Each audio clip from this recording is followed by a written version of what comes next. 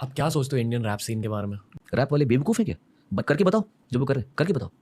उनकी सोच देखो। आलू आलू ना रहा, छोले आलू बन गया। मैं गा रहा था अच्छा सिला दिया तूने मेरे प्यार का, इश्क में हम तुम्हें क्या बताएं।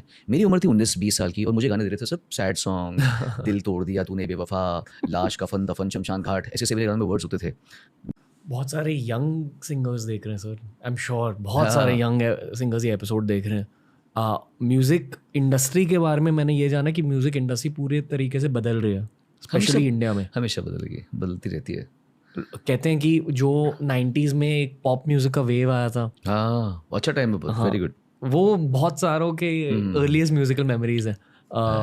आपका भी एक रोल था उस फेज में। हाँ हाँ, I was lucky, fortunate. Okay, दो सवाल है। जी।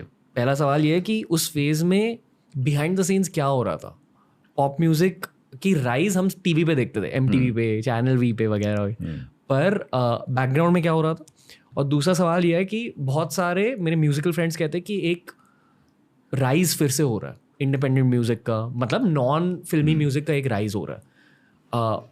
ऑनेस्टली बहुत सारे लोग आपको एसोसिएट करेंगे फिल्मी म्यूजिक के साथ भी, mostly. Of course I was the only one who actually did both of them successfully. क्योंकि जिन दिनों में संदेशे आते और ये दिल दीवाना आया था, उन दिनों तू कब जानेगी, फिर दीवाना भी आया था, बिजुरिया भी तभी आया था, उसी जमाने में आया था, उसी जमाने में आया था। चंदा की डोली के पहले करोना हुआ आया था। तो आई बीन लकी।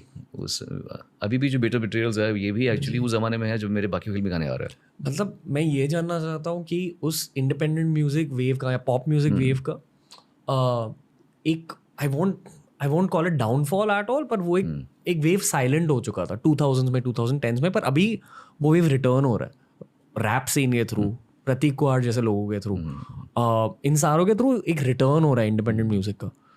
तो आपका नज़रिया क्या है about the present and future, पर ऑल्सो अबाउट द पास्ट? अच्छा, बहुत अच्छा सवाल है उसका। मैं क्योंकि इसका तो मेरे पास पूरा ब्रेकडाउन है, but I have to make it very क्या बोलते हैं, सब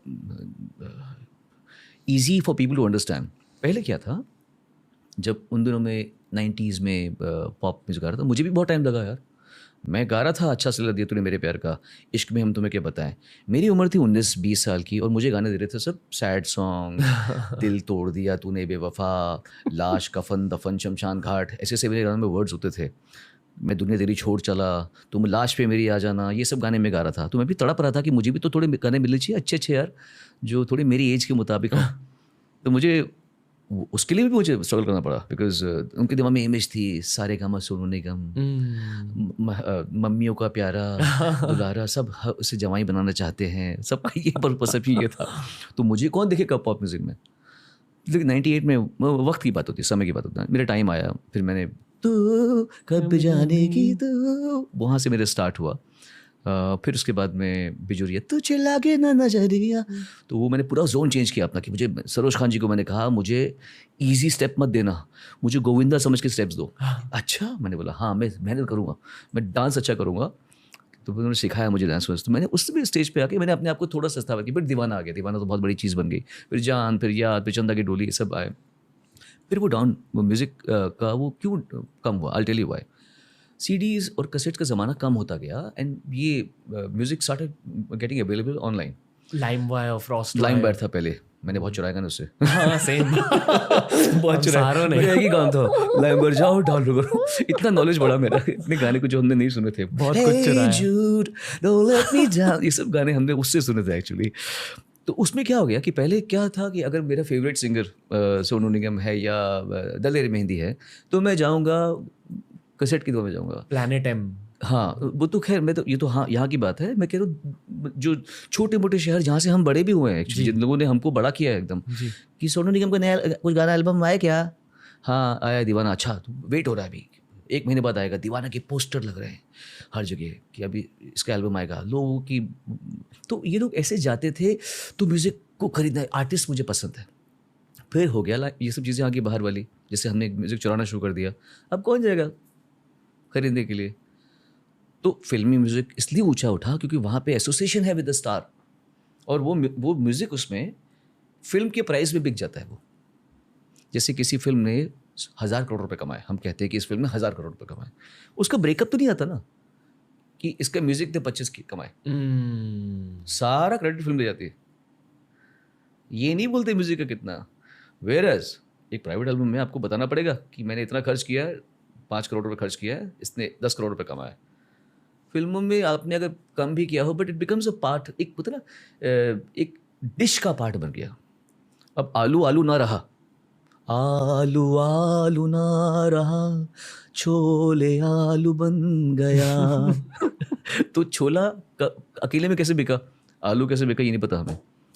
तो इसीलिए फिल्मी म्यूजिक में एंड देन व्हाट हैपन, ये प्रीतम और जो विशाल शेखर, जो अभी अच्छे शंकर सानलो, इनकी वजह से जो फिल्म म्यूजिक था वो और pop music they started sounding alike, because ये न्यू एज कंपोजर्स रहे हैं ना। इन्होंने फिल्मों में ही, जैसे मैं गा रहा हूँ हल्का हल्का सा ये नशा अदा आए हाय अदा, ये और दिल ने ये कहा है दिल से अलग है। सिंगर एक ही है, म्यूजिक दोनों हैं, बट यू कैन इमेजिन वो ला ला ला ढटड़ा ला ला ला ला ला, वो अलग दुनिया है। और ये हल्का हल्का सा ये तो pop music entered film music. तो अब ज़रूरत नहीं रही इंडिपेंडेंट म्यूजिक की इतनी। तो काफ़ी समय तक ये चलता रहा। म्यूजिक एल्बम्स कौन खरीदता, कौन है? फिल्मों में देख लेते हैं तो वो उसमें एसोसिएट कर लेते हैं। इंडिपेंडेंट म्यूजिक, अब इंडिपेंडेंट स्टैंडिंग ख़त्म हो गई थी। पर हर चीज़ का ना एक वे होती है, ज़िंदगी दुनिया ये है, जो नीचे जाएगा वो ऊपर तो आना ही है, फिर नीचे जाएगा, उसके भी रेडी होना पड़ता है हमें। तो अभी ऊपर आया क्योंकि लोगों ने फिल्मी म्यूजिक तो अभी हो गया। इस जनरेशन को अपने इंडिविजुअल स्टार्स भी चाहिए। This is my favourite singer, I want to listen to this singer यार, irrespective of any film song or whatever. I mean, I love this guy, I love this guy's feel. So उनका अपना, जैसे EDM का अपना cult है, rock का अपना cult है, गज़लों का अपना कल्ट है, भजन स्पिरिचुअल म्यूजिक का अपना कल्ट है। तो अब सिंगर्स का भी एक कल्ट है कि यार I love this guy, have you listen to this guy. तो अब उन फिल्मों से उनकी तृप्ति नहीं हो रही है, उनको अपने आर्टिस्ट चाहिए, उनको बादशाह चाहिए। मेरा I love listen to Badshah को बोलेगा, I love Honey Singh, I love you rap, I love rap. लोग रैप की बुराई करते हैं, हाउ डेयर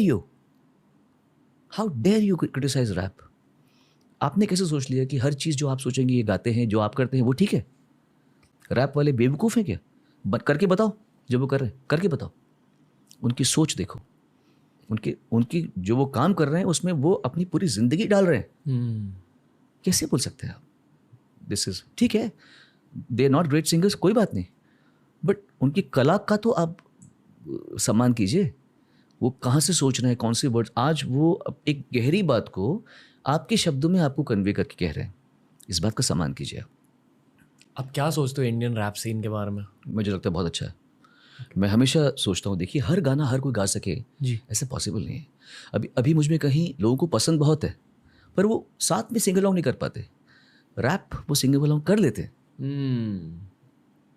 तो ये कारण है। और उसमें अगर कोई अच्छा रैप आर्टिस्ट है जो एक अच्छी बात को कन्वे कर रहा है, चाहे मस्ती वाली हो, मतलब इवन इफ इट्स रॉन्ची और व्हाटएवर, इट डिपेंड्स ना। हमने भी तो गालियाँ दी लाइफ में ना, हमने देखी है ना ब्लू फिल्म। तो फिर हम कौन से जज बन जाते हैं कि how dare use this word. अरे he is catering to his audience, let him cater to his audience. उसकी ऑडियंस को यही सुनना है। कोई ऐसे आर्टिस्ट हैं, ऐसे रैप सॉन्ग्स हैं जो आपको टच कर गए? मुझे एक बादशाह का गाना था, मैं उस गाने का भूल गया। वो उसमें एक लड़की को, छोटी लड़की होती है, वो बीमार होती है, and Badshah goes to him to her as a star and surprise whatever. एक गाना मुझे बड़ा पसंद आया था। बाकी तो मुझे सारे तो वैसे एक कौन है वो, डीनो समथिंग, डीनो जेम्स, हाँ, उसका एक गाना था, मुझे बड़ा अच्छा लगा था वो, ही वाज समथिंग। तो इतना नहीं सुन पाता, लेकिन जब मैं सुनता हूँ तो मैं उसको कोशिश करता हूँ समझने की। अच्छा, हनी सिंह के भी मुझे अच्छे लगे काफ़ी बात। The thing is I feel they are catering to a generation that wants to listen to these songs and sing along and feel that, एक वाइब फील कर दिया कोई,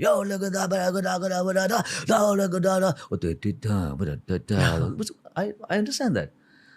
So quite open to rap. Okay. Yeah.